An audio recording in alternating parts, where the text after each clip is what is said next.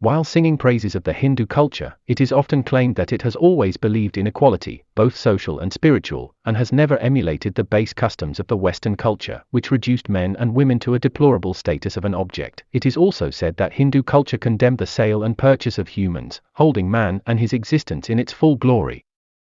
These things are nothing but shameful lies fed to followers of Hinduism. This video is exactly for those people who think Hinduism never had concept of slavery.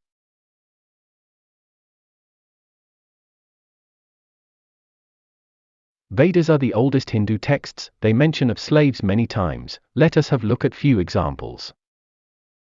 Rigveda 8:56-3 mentions of 100 slaves being offered. It states as follows: 100 asses, 100 woolly sheep, 100 slaves, beside garlands. Rigveda 6:27-8 mentions of Yavati, son of Chayaman, presenting a gift of slave girls stuffed in 2 big wagons to Rishi Bhardava. The opulent supreme sovereign Abhivartin, the son of Syamna, presents Agni to me 2 damsels riding in cars, and 20 cows. This donation of the descendant of Pthu cannot be destroyed. Rigveda 1:126-3 also mentions of slave girls. It states as follows: 10 chariots drawn by bay steeds, and carrying my wives, stood near me, given Mebisvanaya, and 1,060 cows followed. These, after a short interval of time, did Kakvat deliver to his father.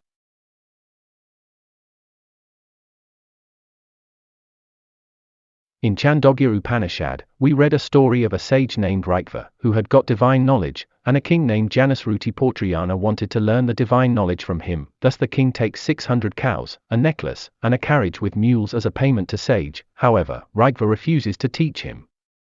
Then King Janasruti again takes 1,000 cows, a necklace, a carriage with mules, and his own daughter as a slave girl to be gifted to sage.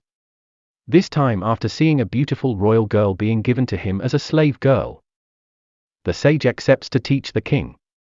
The verses of the Chandogya Upanishad 2:4 and 2:4-5 narrate as follows: He said to Raikva, I am giving you these 1,000 cows, this gold necklace, this chariot drawn by mules, this daughter of mine to be your wife, and also this village in which you live. Now, sir, please teach me. Lifting the face of the princess, Raikva said, You have brought me many things, but they are not making me speak. It is this face that is making me speak. This incident proves that women were gifted just like other animals and the so-called priests yearned them badly.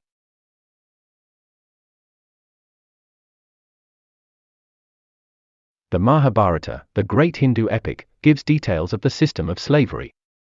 Yudhishthira, a Hindu prince who is called a strict follower of religion, bestowed a massive number of 2,064,000 slaves on 88,000 graduates, at the rate of 30 slaves per graduate. This incident is mentioned in Mahabharata 52:45, Mahabharata 2:33-43 and Viratparva 18:21. It states as follows: And 88,000 of Santaka Brahmins leading domestic lives, all supported by Yudhishthira. With 30 serving girls given unto each, gratified by the king, always pray with complacent hearts for the destruction of his foes. If such an enormous dealing in slaves was done by an individual, one can very well understand that there must have been countless number of slaves who led a subhuman life. The Mahabharata, Adiparv 2:20, also reveals that slaves, especially women, were given as a part of the dowry to the bridegroom. Krishna, in his sister Subhadra's dowry, gave along with other objects 1,000 fair-complexioned, charming damsels with lustrous hair and adorned with gold, and who were good at serving. These beautiful women were to be treated as slaves or even as harlots.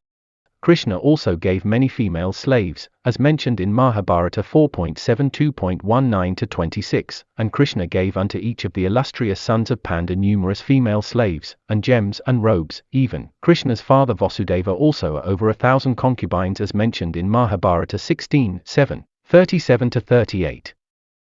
The Brahmanas and Kshatriyas, and Vaishyas, and wealthy Sudras, set out, keeping before them the 16,000 women that had formed Vasudeva's harem, and Vaja, the grandson of the intelligent Krishna. Ancient Indian thinkers have regarded a girl as an ornament that could be mortgaged with a moneylender. Mahabharata, Udyoga Parv, section 115 narrates an incident in which Rishi Galav goes to King Yayati and asks for 800 horses as he had to give them to his guru, Rishi Vishwamitra. King Yayati does not give horses but offers his daughter named Madhavi and says, "She is my daughter. She is extremely beautiful and virtuous. She is desired by every male in 3 worlds. She can charm any Soa, Asura, Aryan or non-Aryan. I offer my daughter to you. You can sell her to any king and manage to have your fees." In another section, 116 of Ajugapava of Mahabharat, it's mentioned that Rishi Galav, without any qualms of conscience, accepts the king's daughter and mortgages her to Ayodhya's king Haryashur and in return gets 200 horses. He takes 200 horses, leaving Madhavi to bear a son to the king. In another section, 117 and 18 of same book, it's again mentioned that the Rishi Galav then searched another buyer for Madhavi and this time it is King Devodas who gives 200 horses in the bargain. Then he takes her to King Ushanau and manages to strike a better bargain. He receives now 400 horses. Imagine how disgusting it is be most high-ranking man in a religion and use your slave girl for prostitution and earn money and assets through her. Such were the ideals and principles of the so-called learned scholars and rishis of Hinduism. Bhishma, another greatly respected Hindu figure, had also taken women captives with him as mentioned in Mahabharata 1.102, Bhishma cut off with his arrows, on the field of battle, bows, and flagstaffs, and coats of mail, and human heads by hundreds and thousands, then that foremost of all wielders of weapons having vanquished in battle all those monarchs, pursued his way towards the capital of the Bharatas, taking those maidens with him.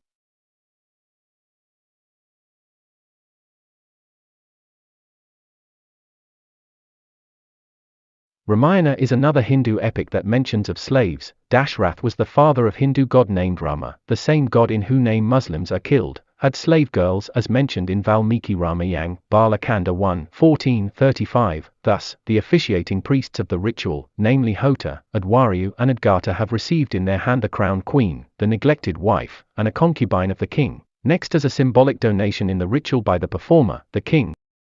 Even Rama received such slave girls as wedding gifts from King Janak when he married Sita. This is mentioned in Valmiki Ramayana, Bal Kand, Sarg 74, Shloka 5. Besides, Janaka gave hundreds of highly decorated girls, divine in their mien, as unexcelled servant girls and handmaidens.